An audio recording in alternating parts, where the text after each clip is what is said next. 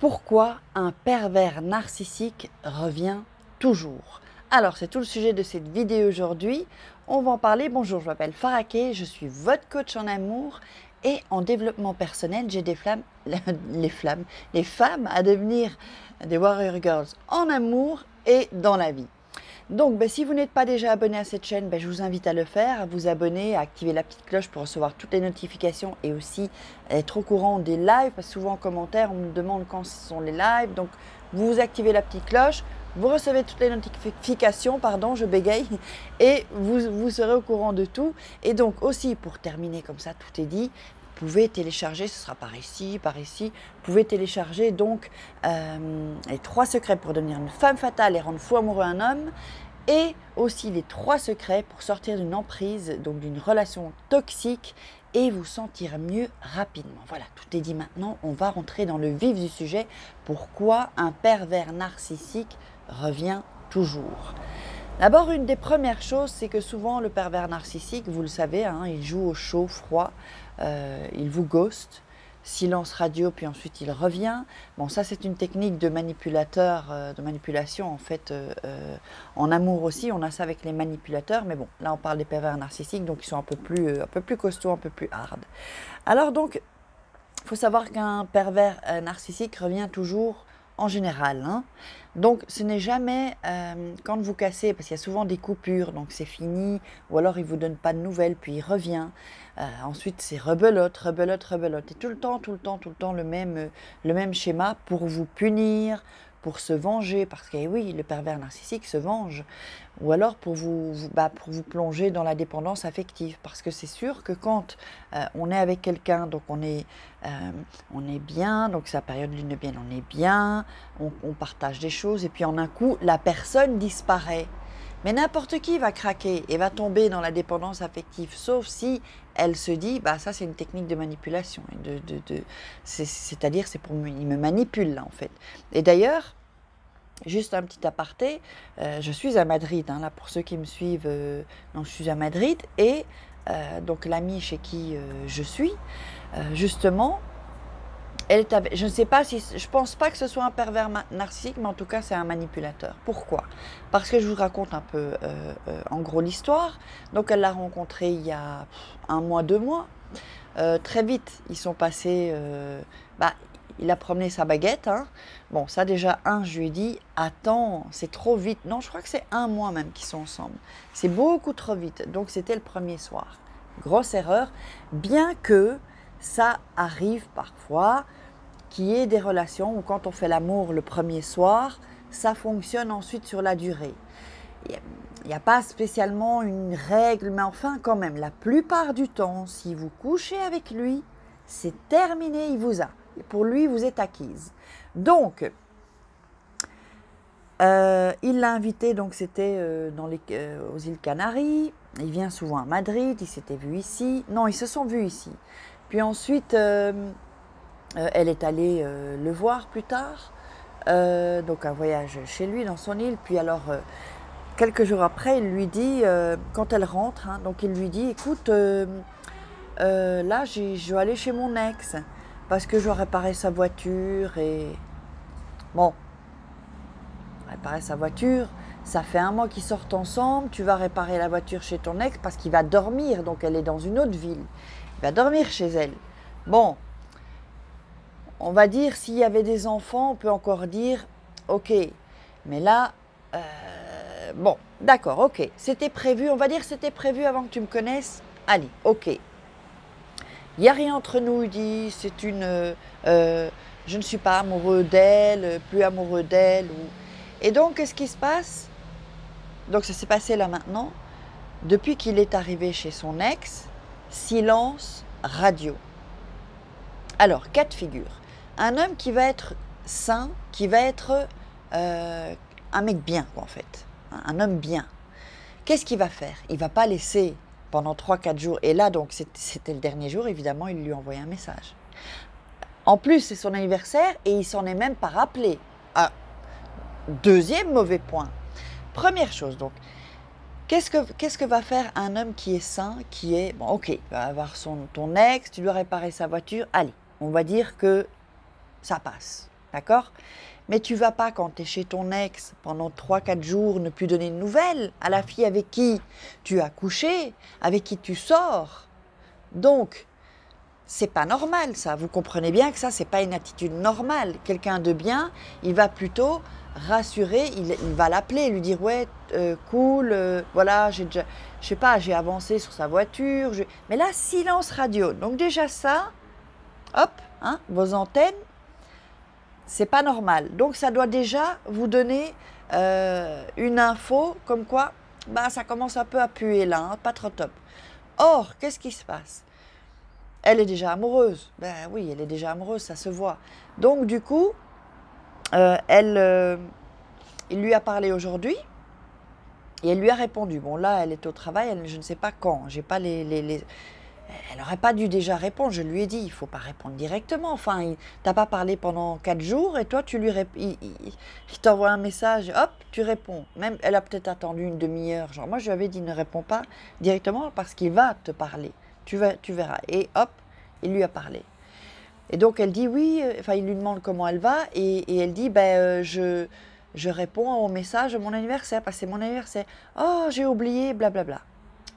Voilà, donc c'est déjà pas top. Hein. Moi, ça me plaît pas trop, évidemment. Bon, c'est mon ami, donc c'est un peu difficile parce que, évidemment, il y a l'affect qui entre en jeu. Mais bon, je la coach quand même. Donc, elle me dit, qu'est-ce que je dis? Je dis, écoute, parce que lui dit, je t'appelle tout à l'heure quand tu sors du travail et on se voit. Donc, faut une cam, ok? Faut une webcam, ou enfin via téléphone, tout ça. Et elle a dit, ah oui, oui, certainement, certainement, bien sûr, bien sûr. C'est une erreur. Attends, tu m'as pas parlé pendant 4 jours, et là, hop, tu es parti de chez ton ex, j'existe, à nouveau. Non, non, ça ne se fait pas, c'est pas cool, c'est pas gentil, c'est pas, je veux dire, c'est pas un homme attentionné, ça. S'il était attentionné, il lui aurait, je sais pas, ou une fois au moins appelé au téléphone. Mais comme il est avec son ex, qu'est-ce qui s'est passé? On n'en sait rien. Où il est allé promener sa baguette? Ah, on n'en sait rien, nous. Nous, on n'en sait rien. Mais c'est quand même bizarre. Alors, est-ce qu'il n'a pas voulu dire qu'il avait rencontré une fille? Ok.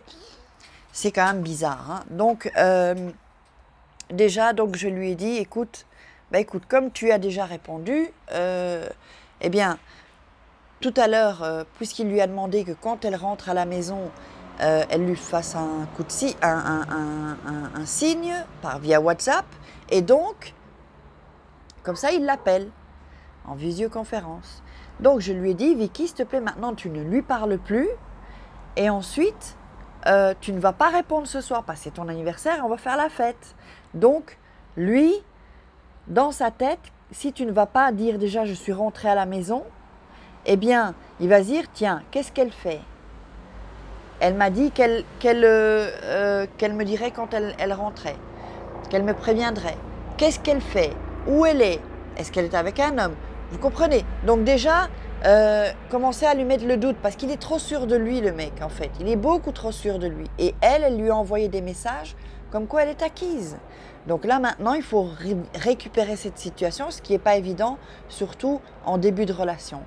Donc, on va voir si elle va écouter mes conseils ou si elle va craquer, quoi. Si elle craque, c'est fini, c'est terminé. Il l'a dans la poche déjà. Donc, voilà. Donc, pourquoi un pervers narcissique revient toujours? C'est parce que, comme je le dis souvent dans les vidéos, il va se servir un peu partout. Hein. Hop, toc, toc, toc.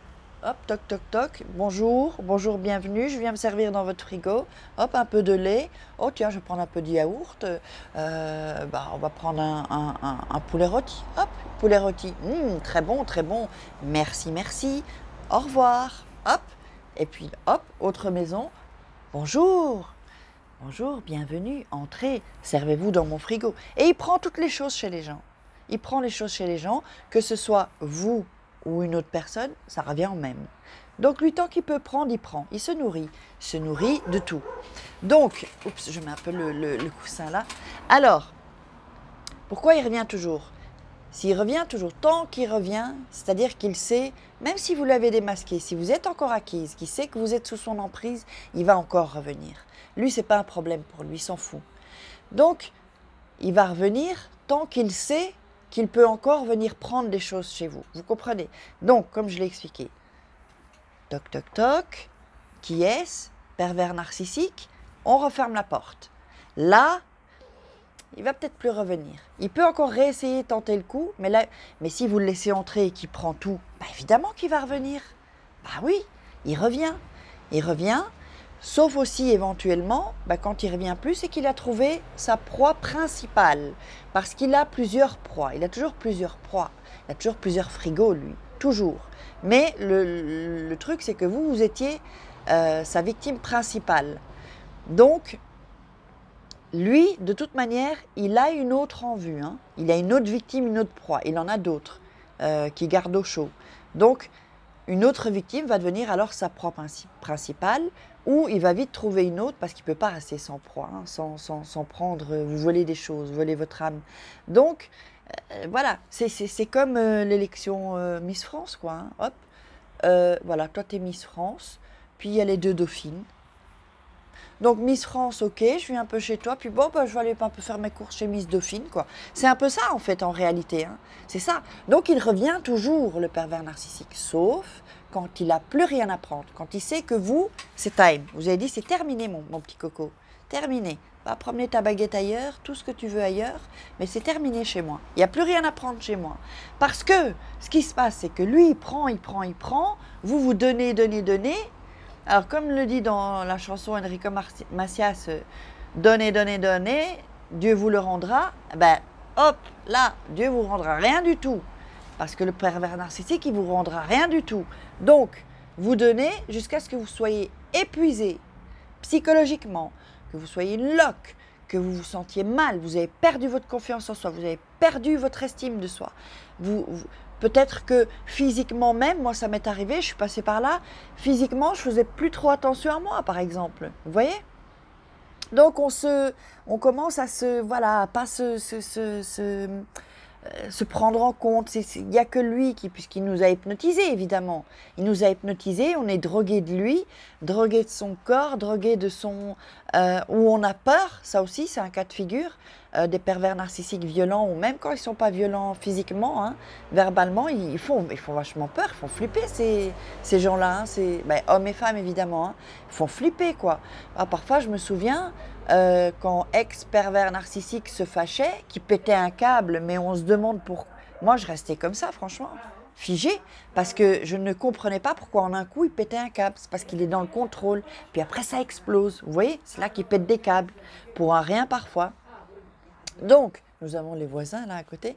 Donc, en fait, il pète un câble et il fait peur. On a peur. On peut avoir peur du pervers narcissique. Et pour ceux qui sont violents physiquement, là, c'est vrai que c'est vraiment... Parce qu'ils ont vraiment cette emprise. Mais au final, vous savez, ce sont vraiment des lâches. Hein. Ils sont lâches. Ce sont des merdes, en fait. Ce sont des petites merdes, ces gens-là. Si vous arrivez à prendre le contrôle et avoir confiance en vous et à lui dire « t'es qu'un petit con », maintenant c'est terminé, qui sent vraiment à l'intérieur de vous que vous n'allez plus vous laisser faire, ça ne marchera plus. Et puis prenez des témoins s'il est physiquement violent avec vous. Donc, il va essayer, mais même, de toute façon, ça sont des stratégies. La violence verbale, ils font peur, ils vont aller, si vous avez peur d'être abandonné, ils vont jouer sur ça, faire voilà, du ghosting, silence radio, et tout ça, quoi. Donc, en fait... Vraiment, le pervers narcissique en général, oui, il revient parce que c'est souvent ce qu'on me pose comme question.